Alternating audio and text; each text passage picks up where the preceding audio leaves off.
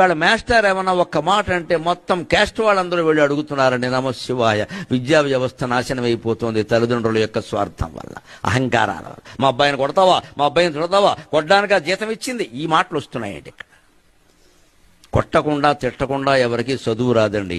వీపంతా ఉపాధ్యాయుల దెబ్బలతో వాచిపోబట్టే ఇంత వాళ్ళమయ్యామమ్మా. మీ అందరి ముందు మాట్లాడుతున్నాం. ఎవ్వరూ కొట్టకుండా ఏమీ తిట్టకుండా పిల్లలకి చదువు రాదమ్మా. దుర్లక్షణాలన్నీ వస్తాయి. ఎవరు ఈవేళ ఏం పెద్ద చింతపరికినట్టు కొట్టేవాళ్ళు ఎవరు? ఓ దెబ్బ అంటే వేస్తే తప్ప, ఓ మాట అంటే తప్ప, ఏమీ అనకూడదా? పైగా ఆయన క్యాస్ట్ ఏమిటో కనుక్కుని వ్యతిరేకమైన క్యాస్ట్ వేసుకుని వెళ్ళిపోవడమే ఇక్కడ. పైగా పిల్లాడి ముందే ఉపాధ్యాయుడిని అవమానించడం, ఆ ప్రిన్సిపాల్ని పిలిచి ఇక ఈ ఉపాధ్యాయుడు పాఠం చెప్పగలరా? మీరే ఆలోచించండి. మీరే ఆ టీచర్ స్థానంలో ఉంటే ఇవన్నీ జరుగుతున్నాయి. మంచి సమాజం అంటే ఎక్కడి నుంచి వస్తుందంటే పురాణాలు వింటే వచ్చేస్తుందా?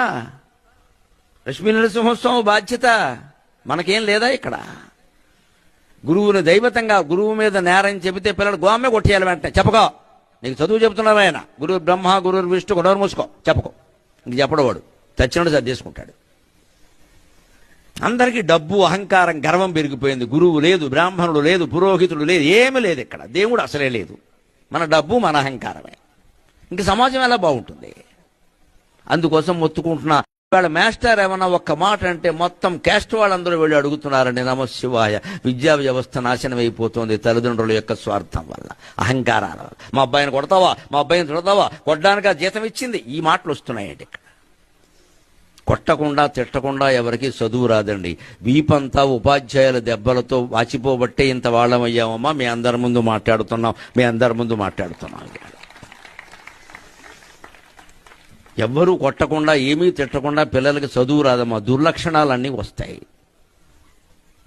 ఎవరు ఈవేళ ఏం పెద్ద చింతపరికినట్టు కొట్టేవాళ్ళు ఎవరు? ఓ దెబ్బ అంటే వేస్తే తప్ప, ఓ మాట అంటే తప్ప, ఏమీ అనకూడదా?